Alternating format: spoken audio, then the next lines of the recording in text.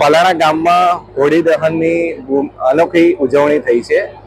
આપણે પૂછીશું કે આ હોળી દહન કઈ રીતે આ લોકો કરે છે અને એનું વિશેષ મહત્વ શું છે. આપણી વચ્ચે ગામના સરપંચ છે અને અન્ય વ્યક્તિ પણ ઉપસ્થિત છે. એમને પૂછીશું કે આ હોળી દહન કઈ રીતે કરે છે અને એની ઉજવણી કઈ રીતે કરે છે. જી, આ હોળી દહન કેટલા વર્ષોથી કરો છો અને આ પ્રથા જે ચાલવાની છે એ કેવી છે, શું કે છે? હોળી તો ચાલવાનું તો કેટલા વર્ષોથી બાપ દાદા વખતથી ચાલે છે. કેટલા વર્ષોથી ચાલે છે.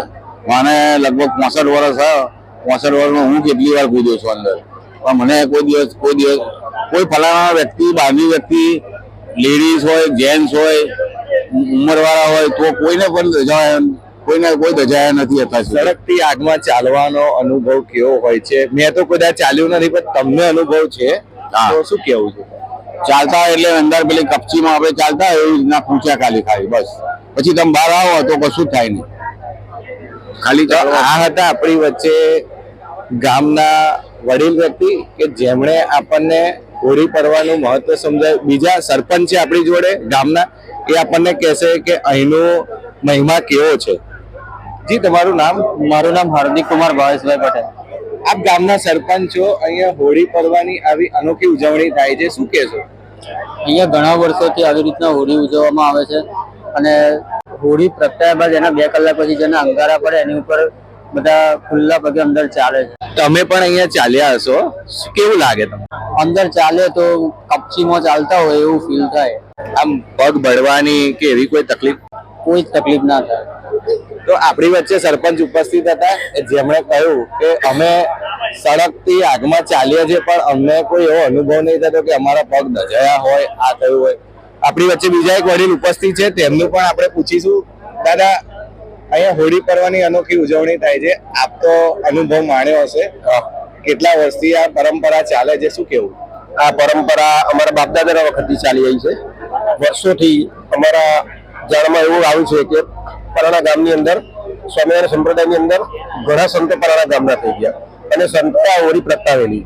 અને એ લોકો જયારે સંતો ચાલેલા ત્યાર પછી આ પ્રથા પડી છે અને ત્યારથી વર્ષોથી ચાલી આવે છે. કોઈ ભાઈ હોય, બેન હોય, કોઈ બી હોય, બધા ચાલી શકે છે. તમે કોઈ મેટલમાં આપણે રસ્તા પર ખુલ્લા પગે ચાલતા હોય ને આપણને જે અનુભવ થાય એવો અનુભવ થાય છે. અને આસ્થા હોય તો શ્રદ્ધાના પુરાવાની કોઈ જરૂર હોતી નથી. અને આ વસ્તુની અંદર એવું કહેવામાં આવે છે કે કોઈ બાધા રાખી હોય, કઈ બી હોય, મારે આ વસ્તુ થશે તો એની બાધાઓ ફરતી હોય છે. અત્યારે વિદેશથી લોકો આવેલા છે. ડાકોરની જેમ અહીંયા મેળા જેવો માહોલ છે. હા, આ છેલ્લા 15 વર્ષથી જયારે અમે પંચાયતના વહીવટમાં આવેલા ત્યાર પછી અત્યારે હાર્દિકભાઈ સરપંચમાં છે, ત્યાં પહેલા અમે ડેપ્યુટી સરપંચમાં હતા, ત્યારે આ મેળાની નવી પ્રથા મેં ચાલુ કરેલી. પહેલા સામાન્ય થતું, બધા લોકો આજુબાજુના આવતા જતા હતા.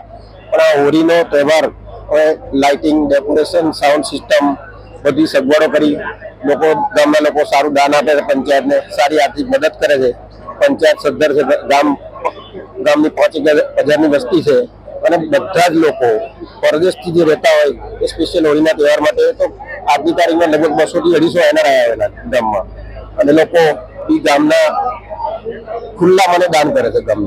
ગામ બહુ વિકસિત છે, દરેક જાતની સગવડો છે.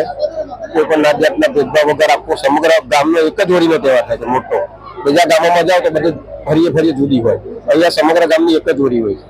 અને જ્યારે હોળી પ્રગટાવવાની હોય ત્યારે પરાણા ગ્રામ પંચાયત સરઘસા ત્યારે નીકળે, સરપંચ આગળ ચાલે, આખું ગામ પાછળ આવે અને હોળી પ્રગટાવવામાં આવે છે. અને આ રીતે હોળીનો તહેવાર ઉજવવામાં આવે. અને હોળી પ્રગટાવ્યા પછી 2-3 કલાક પછી જ્યારે એની અંદર આમ લાલ ચોર દેવતા પડી જાય ત્યાર પછી એની પર ચાલવામાં આવે છે. તેના માટે કોઈ એવું નથી હોતું બહારના કે ગામના, સમગ્ર લોકો ચાલી શકે છે. એટલે આ તહેવારમાં આજુબાજુના ગામડાના લોકો ખૂબ આવે છે. એટલે આ ચકડોળ ને એવું બધું મિની મેળા જેવું માહોલ થઈ ગયો છે. એટલે દર વર્ષે લોકો આનંદ લેવા આવે છે અને દર વર્ષે લોકો આવે. એટલું માનવ મેળામાં અત્યારે મેળામાં ઉમટી છે. 10 થી 15 હજાર માણસ તો મિનિમમ હશે અને દર વર્ષે આટલી પબ્લિક આવે છે અને બધા એનો લાભ લેશે. 2 દિવસ ફનફેર જેવું રહેશે અને એનો ગામ લોકો લાભ રહેશે. અને ગામને બી એનો આનંદ છે કે ભાઈ લોકો આવે આપણા ગામને અને ગામમાં મહેમાનો પધારે. એના માટે પંચાયત દરેક સગવડ કરે છે અને દરેક સગવડ દર વર્ષે આના કરતાં વધુ સારું થાય એના માટે પંચાયત પ્રતિબદ્ધ છે. આપણી વચ્ચે હતા ગામના વડીલ કે જેમણે મેળાનું મહત્વ સમજાયું, સાથે સાથે હોળીનું મહત્વ સમજાયું કે હોળી આવે છે અને હર્ષોલ્લાસ લાવે છે. અને આ હોળી પર્વની એક અનોખી ઉજવણી કેવી રીતે થાય છે એ આપણને અહીંયા સમજાવવામાં આવી. તુષાર પંડ્યા, અર્બન ગુજરાત, નડિયાદ.